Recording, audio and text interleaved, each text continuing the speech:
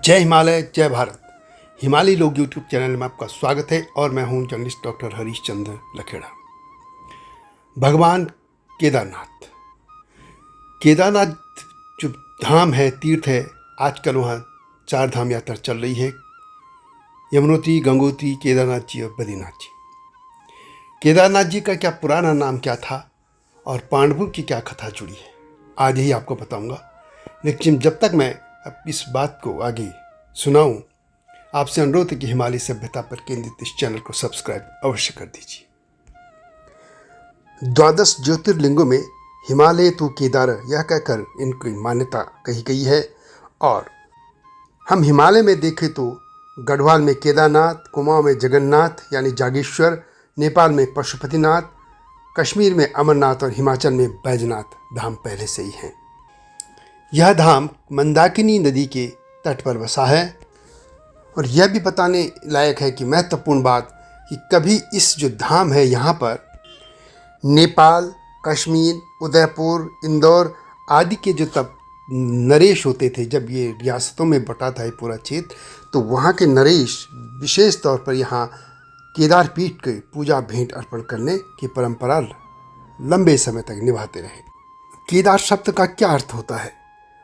महर्षि पाणिनि ने केदार का अर्थ इस तरीके से बताया है कि वह क्षेत्र जहाँ पानी की सिंचाई सुगम हो, जबकि इतिहासकार एटकिंसन ने मत व्यक्त किया है कि आदिवासी क्षेत्रों में उच्च पर्वत शिखरों को केदार कहते थे।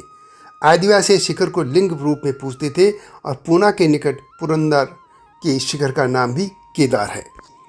इतिहासकार डॉक्टर शिव प्रसाद नैथानी अपनी पुस्तक उत्तराखंड गढ़वाल की संस्कृति, इतिहास और लोक संस्कृति में लिखते हैं कि कनिष्क के वंशज जब देवपुत्र शाही शाहनुशाही उपाधि के योग्य न रह सके तो महेश्वर उपासक होने से उन्हें भी केदार कहा जाने लगा था। वायु पुराण के अनुसार गंधमादन पर्वत पर नर नारायण की तपस्या से प्रसन्न होकर आश्रोशिव निकटवर्ती पर्वत पर उनके अनुरोध पर रहने लगे थे। लिंग पुराण के अनुसार शंकर के 4 आदि निवासों में से एक केदारनाथ है, जो उनके मूल निवास कैलाश के ही समीप मंदाकिनी नदी के पास है। पुराणों के अनुसार परेण हिमवंत में कैलाश शिव का मूल निवास है।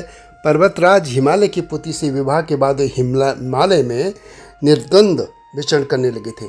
नेपाल में बागमती तट से लेकर बद्रिका वन में विष्णुपदी और मंदाकिनी स्रोत प्रदेश के भृतुतुंग से लेकर नाग प्रदेश जागनाथ तक वे विभिन्न रूपों में स्थापित हुए। केदार में वे महेश के पृष्ठभाग के रूप में स्थापित हैं। इसकी भी कथा अभी मैं आप बताने जा रहा हूँ, लेकिन पहले हम बात कर लेते हैं। कहा जाता है कि इस तीर्थ का प्राचीन नाम भृगुतुंग था। बाद में इस शिखर को केदार कांठा कहा जाने लगा। गुप्त काल में 12 ज्योतिर्लिंगों की उद्भावना हो चुकी थी और कालिदास ने विक्रमोर्वशीय में केदार का उल्लेख किया है। यहीं पर आदि शंकराचार्य जी की भी समाधि है। इस तीर्थ की पांडवों से भी जुड़ी एक कथा है। यह कथा इस तरह है कि महाभारत युद्ध के बाद पांडव अपने भाइयों यानी कौरवों की हत्या के पाप से मुक्ति पाना चाहते थे। महाभारत युद्ध में पांडव विजय हुए थे। पांडवों ने सभी कौरवों को मार गिराया था। कौरव उनके चचेरे भाई थे, इसलिए पांडवों पर भ्रातृ हत्या यानी अपने भाइयों की हत्या का पाप लग गया था। पांडव इस पाप से मुक्ति चाहते थे। इसके लिए वे भगवान शिव का आशीर्वाद देने के लिए काशी पहुंचे। हालांकि शिवजी पांडवों से मिलना नहीं चाहते थे, इसलिए पांडवों के आने से पहले वे काशी से हिमालय की ओर चल पड़े। भगवान शिव पांडवों से छिपकर केदार घाटी में एक गुफा में छुप गए और अंतर्ध्यान हो गए। हालांकि पांडवों ने शिवजी का उन्होंने पता कर ही लिया था कि वे हिमालय पहुंच गए हैं। वे भी हिमालय पहुंच गए। जब पांडवों को पता चला कि भगवान शिव केदार गुफा में हैं, तो वहां वे भी पहुंच गए। भगवान शिव ने बैल का रूप धारण कर लिया था और वहां के पशुओं के झुंड में शामिल हो गए। पांडवों को इस बात का शक हो गया था कि भगवान शिव पशुओं के बीच में कहीं छुपे हैं। तब भीम ने अपने बाहुबल के दम पर पहाड़ों तक अपने पांव फैला दिए और वहां से सभी पशुओं को नीचे की ओर उन्हें भगाना शुरू किया, मगर एक बैल उनके पांव के नीचे से जाने को तैयार नहीं हुआ।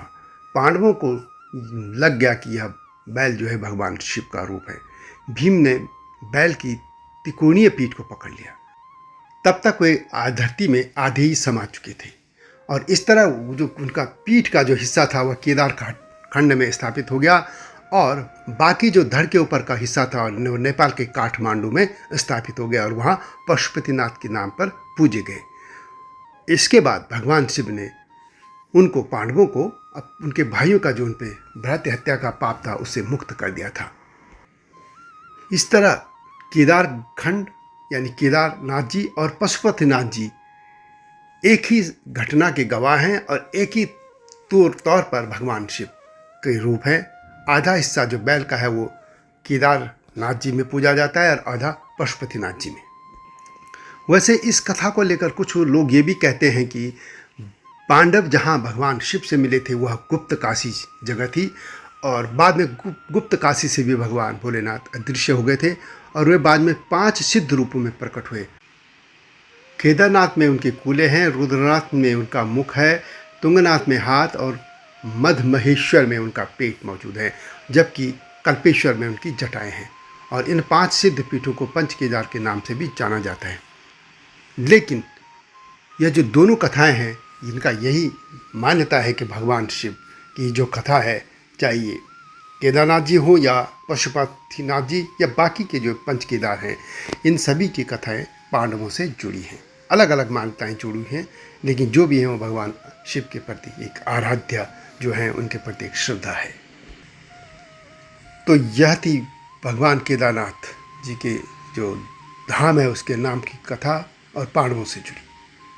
यह वीडियो कैसे लगी कमेंट में अवश्य लिखें और हिमालय सभ्यता पर केंद्रित इस चैनल को सब्सक्राइब करना न भूलना। अगली वीडियो की प्रतीक्षा कीजिए। तब तक जय हिमालय, जय भारत।